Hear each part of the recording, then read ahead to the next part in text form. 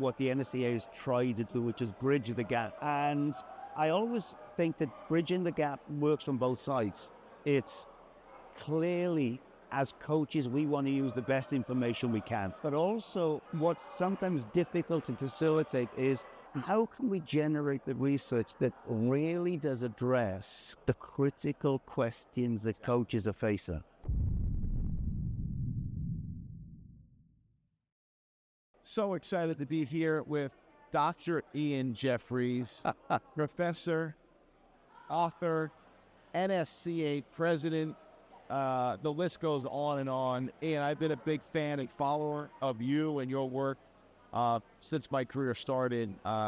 You're legendary.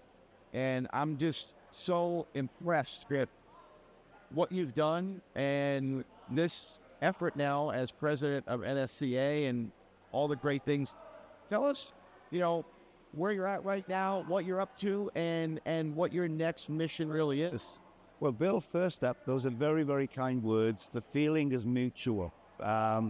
Speed has always been one of my go-tos. It's been a passion for me, and Parisi has been a name associated with speed. So to be able to get to know you over these years has been fantastic.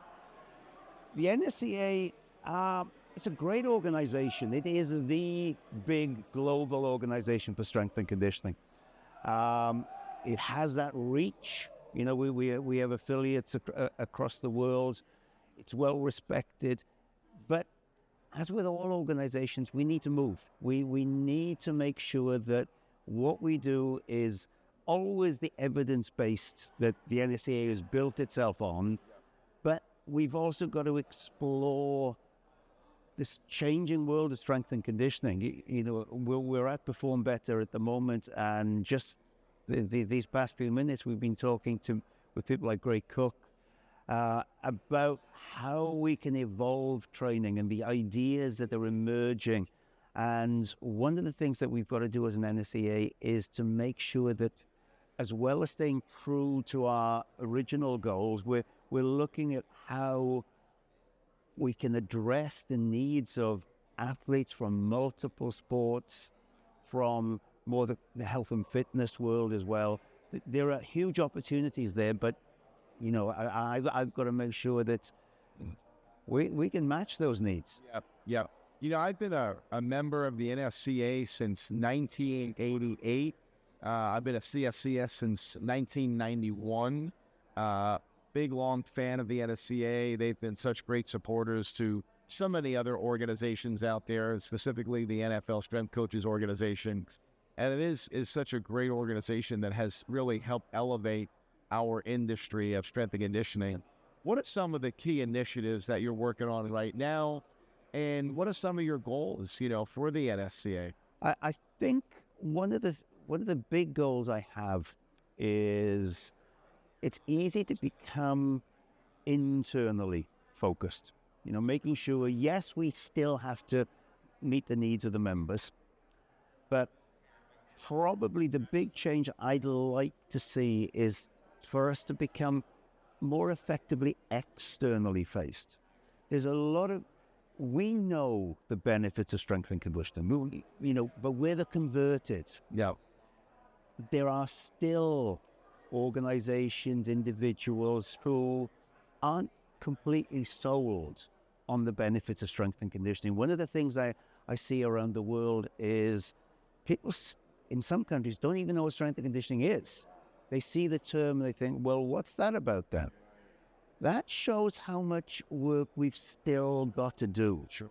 So that's one of the things is how can we make sure that every key agency that could benefit from strength and conditioning knows what it is, knows the value of the NSCA, and then we build those partnerships, which indirectly then provide more and more opportunities for strength and conditioning coaches around the globe. Yeah, I don't think most people really understand that how advanced, our country is, America is, and obviously certain countries, England, Ireland, they're fairly advanced in some of their methodologies. But yeah, NSCA has a global mission. It is, most definitely. Talk to us about the U.S. market and where NSCA is, and where do you think they need to go? I had a good chat this week on a kind of a webinar with Ron McKeefrey and Pat Ivey of the CSCCA, and there are always limitations, legislative limitations for NCAA rules, for example, on how many strength and conditioning coaches can be employed.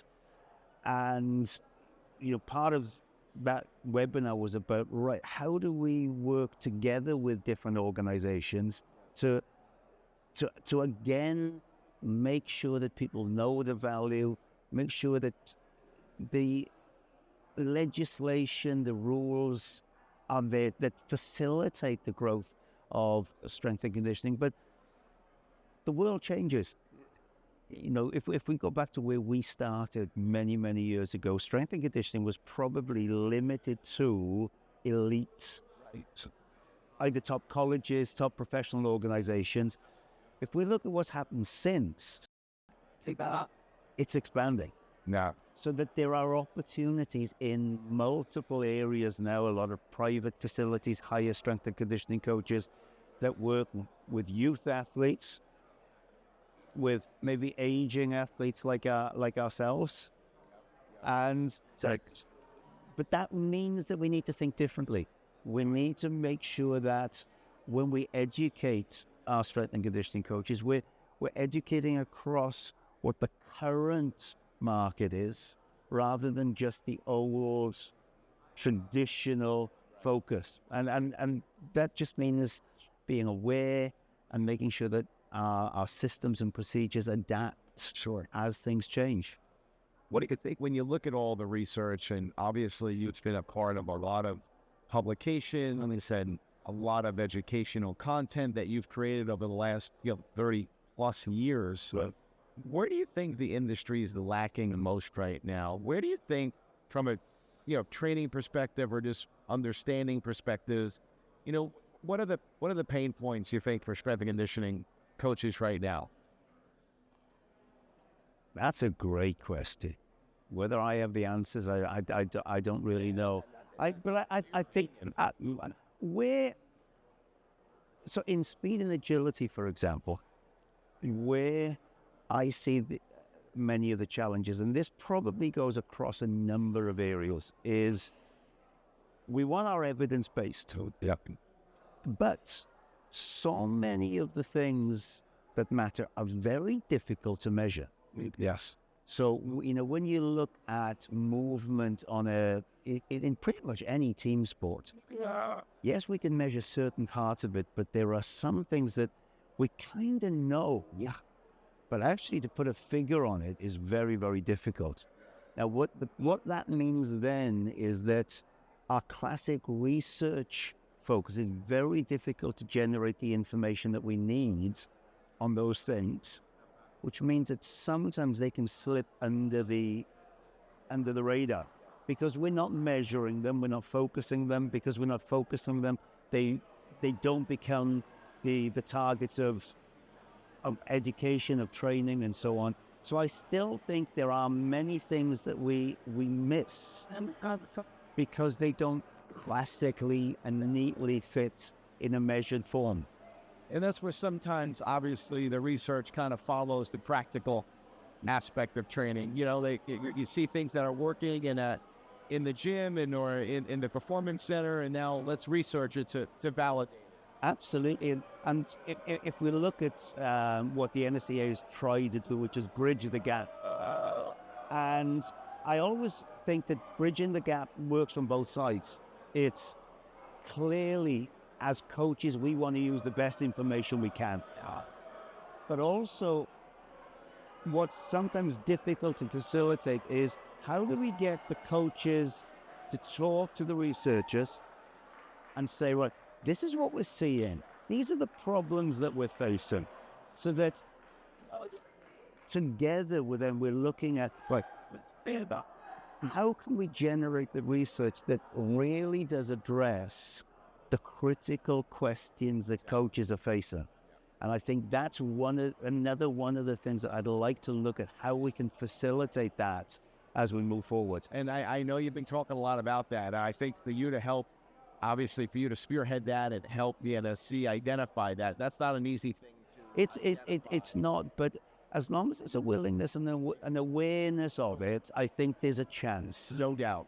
And I think bringing that together, right? You've got that now opportunity and the position you're in as the president of the NSCA to kind of link the researchers to the needed science to help validate, injury resiliency, to help validate aspects of what could we be doing better to decrease these injury rates that are happening. Absolutely. Epidemic rates, right? Devastating injuries. Oh, yes. Epidemic rates. And there's got to be an underlying, I feel, there has to be some underlying pins that are limiting our ability to have less injuries. And, I've gone down the fascia rabbit hole, and I'm really trying to, understand that at a very, very deep level. And, my goal is to help identify some research studies and see how we can all link and work together to really unpack the pathways to optimizing, performance and really providing better opportunities for athletes to be, more injury resilient. Oh, you're absolutely right. One of the words that you mentioned there was linked. And I think that is a challenge. So many of the problems that we solve, if you take our classic research approach, it's a reductionist approach. We and by necessity, it's science. We isolate variables, but so many of our challenges have multiple causes. It's systems thinking. It's a systems approach. So when we look at any injury, it's very difficult to come up with one single cause. Right. It is a number of factors working together. And that's, I don't know the answer on that, but that is an approach to research and science that we need to embrace, I feel, is how can we bring all of these things together? And the same with education. So if we, an ideal event where we look at an issue, can we bring multiple thought processes together? So look at it from a psychological point of view, a biomechanical, a physiological, a sociological, all of those inputs where somebody can just shed different light on the challenge, I think is something that maybe we haven't done particularly well. Yeah. But you said something right there I just think is a breakthrough. You said we've taken this reductionist approach, right? This systems approach. And I think a lot of coaches take that approach to training as well. And I believe that is a challenge and really truly understanding, dynamic systems and it's entire, organism as more of a plant than a machine. Absolutely. And sometimes I think we undersell ourselves by strength and conditioning because and the term itself suggests we do the weight room work. We do so much more than that. We're so much more skilled than that. But does the term still engender that? They're just a weight room person. Yeah, I've listened to talks at the NSCA's conference, the Perform Better Summit here.